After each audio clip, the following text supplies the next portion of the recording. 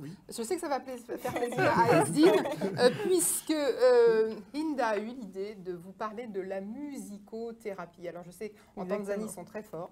Donc là, toi, tu parles du traitement par la musique. Alors, en quoi ça consiste? Alors, la musicothérapie, c'est une méthode thérapeutique pour aider les personnes en souffrance, que ce soit une souffrance psychologique, émotionnelle, psychosomatique, une souffrance physique, hein, les douleurs aussi. Donc, la musique va agir aussi en profondeur au niveau des douleurs. Donc, ils se sont rendus compte que la musique pouvait apaiser énormément de personnes. Donc, cette thérapeutique est utilisée dans les milieux hospitaliers. Elle est utilisée aussi auprès des enfants.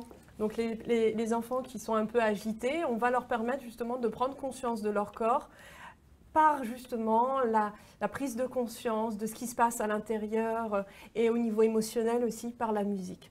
Donc, il faut savoir que la musique a énormément... J'ai toujours entendu dire que la musique adoucissait les mœurs. Mais c'est une réalité. C'est l'adage. Absolument. Je pense que M. Esdine, qui est un fervent admirateur de la belle musique, ne dira pas le contraire. Non, absolument. Je trouve que la musique, pas seulement, on le sait, elle adoucit les mœurs, mais en même temps, c'est quelque chose aussi qui aide même les enfants à devenir créatifs. Exactement. Et il y a des études qui ont été accumulées depuis maintenant des décennies, qui montrent que l'apprentissage de la musique, c'est-à-dire que c'est quelque chose, un atout important pour les enfants, pour que les enfants deviennent créatifs. C'est-à-dire qu'ils deviennent créatifs pour être des écrivains, des poètes, etc. Oui, parce que la musique ouvre d'autres champs dans les arts.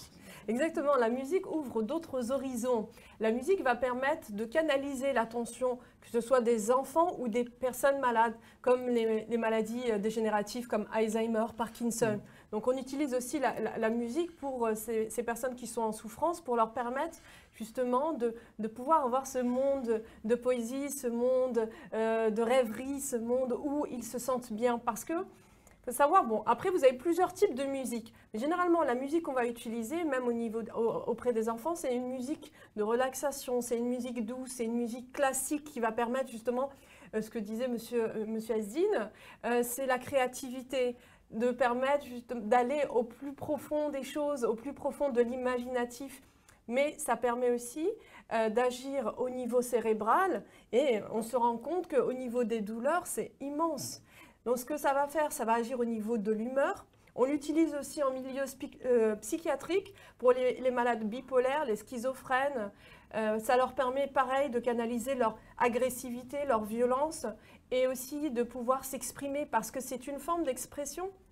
C'est justement par la musique, je fais sortir, je mets des mots sur mes mots et je fais ressortir un mal-être et je m'intéresse à cet univers de la musique, de la musicothérapie qui vous emmène dans des endroits tellement merveilleux pour vous permettre de vous déconnecter avec parfois un mental qui est très lourd. Oui. Très Alors, difficile. la meilleure musique pour réussir à se déconnecter, alors on sait que bien ici on adore la musique africaine en priorité pour bouger, pour avoir de l'émotion. Alors, est-ce qu'on va écouter la musique africaine? Est-ce que toutes les musiques vont avoir le pouvoir de relaxer, d'avoir cette action sur la thérapeutique, comme tu disais, où il y a vraiment un courant musical qui permet justement de pouvoir apaiser les esprits? Qu'est-ce que tu recommandes, toi, précisément? Alors, chaque musique a son charme, chaque musique a sa richesse. La danse africaine, quand vous avez par exemple une personne qui est énervée, stressée parce que à la maison ça va pas, avec le mari ça va pas, avec la femme ça va pas, les enfants ça va pas,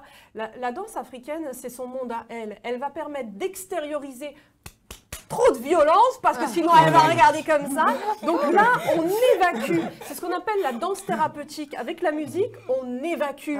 Personnellement, il y a certaines musiques, c'est impossible de ne pas bouger. Voilà. Il y a forcément, même sans volonté, il y a le pied qui bouge, ou les doigts et tout. Donc forcément, ça fait bouger. Quand on a un coupé, décalé, bah alors là, franchement, vous extériorisez tout ce plein d'émotions négatives et elle se sent bien.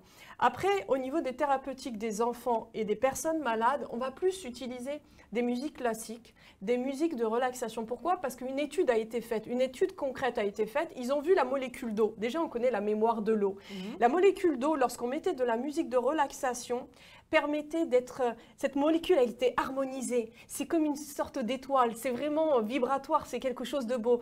Quand on sait que encore une fois, 3/4 de notre organisme, c'est de l'eau. Quand vous écoutez de la musique de relaxation, ça permet aux molécules dans votre corps et aussi au niveau du cerveau de pouvoir se libérer et surtout d'apaiser la personne. Alors, moi, j'ai une petite question, parce que je sais qu'à la maison, on va dire, oui, la musique classique, mais alors, d'accord, moi, je ne suis pas spécialement une grande spécialiste de la musique classique. Alors, je pose la question aussi à Ezine, on va maintenant, vous savez, sur tous les moteurs de recherche, est-ce qu'il y a des morceaux, des instruments ou encore des auteurs qui sont recommandés, que vous recommanderiez tous les deux? Voilà. Qu'est-ce qu'on va chercher pour trouver la bonne musique? Là, en tout premier lieu. Oui, un Vivaldi. Oui, un Vivaldi, c'est pas un Mozart, quelque chose, Beethoven, un Chopin, etc. Voilà. Le soir, tout ça. Mais surtout, il y a quelque chose d'extraordinaire, c'est la découverte d'une musique. Enfin, toutes les musiques du monde ont un sens, parce qu'elles viennent d'une résonance des cultures, que ce soit de la musique africaine, la musique asiatique, la musique arabo-andalouse, etc. Il y a vraiment cette musique.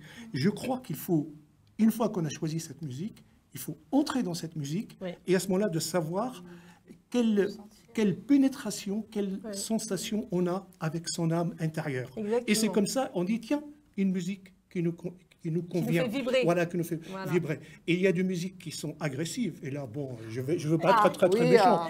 Les musiques dans les ascenseurs, les musiques qui sont dans les hypermarchés pour remplir les caddies, tout ça. Bon, ça, moi, je ne le recommande pas. Voilà.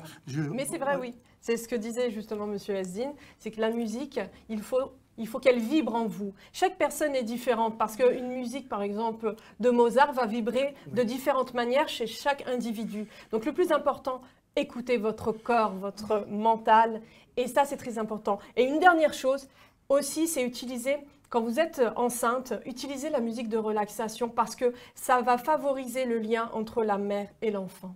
Et ça va le calmer. Et votre enfant ne sera pas traumatisé lorsqu'il sortira le moment de l'accouchement, parce qu'il sera baigné dans une autre atmosphère. Et c'est ça aussi, prendre soin de soi et de son enfant.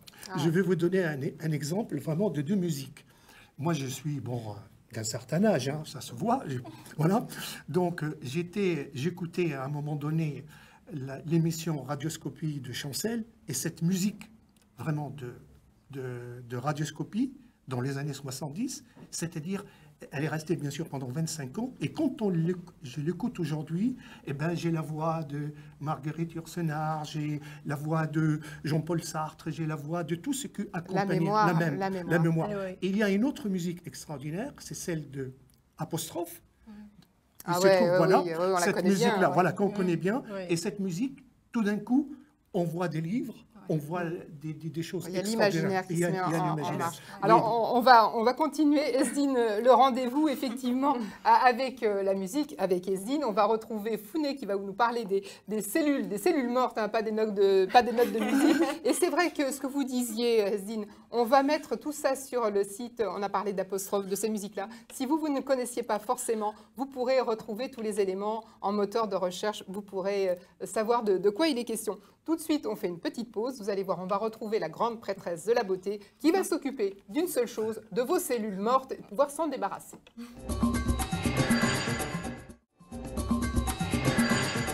Oui, la grande prêtresse de la beauté. Depuis tout à l'heure, je dis la mode, mais elle est conseillère en images, donc forcément, elle s'intéresse à tout. Nous a rejoint. C'est Founé qui est là, qui a amené, vous avez vu, hein, elle nous a amené le sel, mais pour mettre son petit grain de sel, justement, Founé, elle va s'occuper de toutes les cellules mortes. Comment tu fais, Founé, pour te débarrasser des cellules mortes? Alors, les cellules mortes correspondent aux peaux mortes que nous avons sur le visage et qui nous donnent un teint grisâtre, qui nous donnent mauvaise mine. Et donc, moi, pour éliminer ces peaux mortes, je vais vous présenter une petite recette très, très simple. Donc, vous allez prendre du sel de cuisine. Ça, on sait que c'est du sel. Hein. C'est du sel. Donc, on va réaliser un gommage mécanique. Du sel fin, on précise. Fin, on ne prend pas du gros sel, là. Oui, ça risque d'être un petit peu agressif, le gros sel. Donc, du sel fin, ça nous dit à peu près la quantité. Exactement. Donc, je te le monte un tout petit peu. Voilà. C'est gentil. Alors, une cuillère à café de sel fin. Je vais encore remonter. Voilà, je remonte pour être dans le cadre. Très bien. Et De l'huile d'olive. Ah, un petit bidon d'huile d'olive. Alors c'est bien parce que tu nous as pas emmené le bidon complet Et de non. l'huile d'olive. Tu recommandes quel type d'huile d'olive, Founé? Alors, vous pouvez prendre l'huile d'olive que vous utilisez pour la cuisine, parce que le principe, c'est d'utiliser surtout des ingrédients qu'on peut avoir sous la main rapidement. Alors je sais que Zine, là, il est là et puis il me fait oui, mais bio. Bio, idéalement, Bio. mais quand on est chez soi et qu'on n'a pas de bio et qu'on a, en général, on a souvent de l'huile d'olive à la maison, on peut, on va dire, s'en contenter. Mais effectivement, le mieux, c'est le bio quand même. Mais il y a aussi de l'huile d'olive qui n'est pas bio et qui est aussi Qui est très intéressante bonne aussi. parce qu'elle n'a pas été certifiée. Et ça, par exemple, l'huile d'olive, c'est pas pour dire défendre la Tunisie ou la Grèce. Ou, voilà, elle n'est pas bio, mais elle est excellente. Mais elle est bonne. Voilà. Alors, 2 cuillères à café 2 cuillerées à café d'huile d'olive. d'huile d'olive. Donc, qui est certifiée excellente par Esdine. Voilà, je te laisse faire ton petit mélange. On mélange. Comme ceci. Et on applique sur la peau. Tu peux tester. Ah, voilà, ça y est. Je sais Toujours qu'Hilda, elle se volontaire, prête toujours toujours, volontaire. elle est toujours prête Toujours à, très à volontaire. tous les sacrifices, Ah hein, oui, Hilda. oui. Ça dépend lesquels, c'est le Alors, sacrifice. hein. là, le sel, petite question chimie et physique, le sel va finir par se dissoudre à un moment donné dans l'huile ou jamais? Est-ce qu'il il va va- rester toujours un peu des petits grains de sel à Il l'intérieur va de rester l'huile? des petits grains, mais il va quand même se dissoudre si vous le conservez, par exemple, pendant 2 heures. Il risque de ne pas rester grand-chose. Mais c'est pour ça qu'il faut l'utiliser immédiatement. D'accord, Pour d'accord. bénéficier des petits grains. Mais ça ne va pas sel. fondre tout de suite. Le sel va rester, comme on aime Un bien, peu un petit solide, voilà, grain fin. exactement. D'accord. Donc là, on va faire cette opération combien de fois par semaine? Est-ce qu'on le fait tous les jours? Est-ce qu'on le fait une fois par semaine? On le fait plus ou moins longtemps? Une fois par semaine, de préférence. D'accord. Ouais. Alors vas-y, regarde, Inda, elle est là, elle me dit Depuis alors. tout à l'heure, j'attends. Donc on prend un petit peu donc, le sel et l'huile, L'huile. on fait le On mélange, sur la peau. voilà, et on va Et on donc masse. masser. Et on fait bien pénétrer. Alors c'est important parce que tu disais que l'huile d'olive, dans l'huile d'olive il y a des bons acides gras, Exactement. et c'est ça qui va être aussi une partie Nourrissante. nutritive et nourrissante sur la peau. Effectivement, oui. On s'applique pour le massage, s'il vous plaît. hein. Je m'applique. Ah ouais. Et vous Voilà. massez délicatement. D'accord. Donc là, moi, je vois tout de suite, on va le faire sur le visage, bien évidemment, mais je vois aussi que parfois, pour les mains, on a les mains sèches, on a besoin d'avoir la peau douce et d'éliminer toutes les petites peaux mortes là qu'il y a autour des ongles. On peut faire le massage comme ça sur les mains. Oui, aussi. Vous pouvez utiliser le reste. Par exemple, là, il en reste un petit peu. Donc, plutôt que de le jeter, vous pouvez On va faire ce continuer, on va massage sur les masser mains. partout. Donc Et vous aurez les mains toutes douces. voilà, donc là, petite astuce vraiment de la grande prêtresse de la mode, vous sortez un peu d'huile d'olive, du sel et vous allez pouvoir tout de suite masser. Alors, ce qui est bien, c'est qu'on voit les quantités, hein, selon Oui. le visage, il n'y a pas forcément besoin d'en mettre beaucoup. Oui, c'est très suffisant pour le visage et pour utiliser le reste également pour les mains. D'accord. Juste après. Donc là, c'est ton astuce. Après, on peut rincer facilement avec l'eau du robinet ou avant de passer sous la douche, peut-être. Oui, on rince. C'est plus facile. Parce qu'un peu l'huile, c'est gras. Le sel, là, elle va dire, ouh là là, ma chronique va bientôt Ça, se terminer. Il va C'est falloir un peu gras. que je me débarrasse du sel. Voilà, Donc c'est très après, joli. voilà, et facile. Non, mais c'est... Très joli. oui, oui, oui, regarde, voilà, c'est... on Il va reste éliminer toutes encore les un petites petit peu cellules. de gras. Ah, mais Ouais, là, mais- c'est propre, là. Voilà. Là, c'est propre. Là, on voit que c'est propre. Voilà, mais c'est vrai que c'est important de bien gommer sa peau. Ça va aussi éliminer toutes les petites taches, des marques de cicatrices, de boutons. Donc si on fait ça régulièrement, on va avoir une peau de bébé. On va garder la peau le plus longtemps possible. Peu importe son type de peau. Oui, sur tous les types de peau. Si vous avez la peau très sèche et très sensible, vous pouvez remplacer le sel par de la poudre d'amande. Ah, poudre oui, d'amande, d'accord. c'est bien aussi. Ah, bah alors, voilà, alors manger. là, ah oui, alors là, du parfum, là, c'est bon, là. Là, on est... Voilà, on est transporté. voyage. oh là là, Ça fait- Et après, on fait un petit gâteau. Oui, Voilà. aussi. Non, non, mais c'est bien. Merci beaucoup, Founé, de nous avoir prêté cette recette parce que c'est vrai qu'on a toutes besoin d'avoir des idées pour se faire jolie, pour se faire belle. Je sais que pour toi, c'est très important parce que tu fais partie d'une association aussi qui permet de mettre la femme en beauté, et surtout à moindre frais parce qu'on n'a pas toutes des moyens exceptionnels pour Oui. prendre soin de soi. Donc ça, c'est important. C'est le cheval de bataille de Founé. On ne part pas très très loin, vous allez rester ici et on va recevoir une petite nouvelle, vous allez voir, c'est Christa et Christa va nous parler aussi d'une musique, une tendance d'artiste qui vient de Tanzanie. C'est tout de suite après ça. Merci.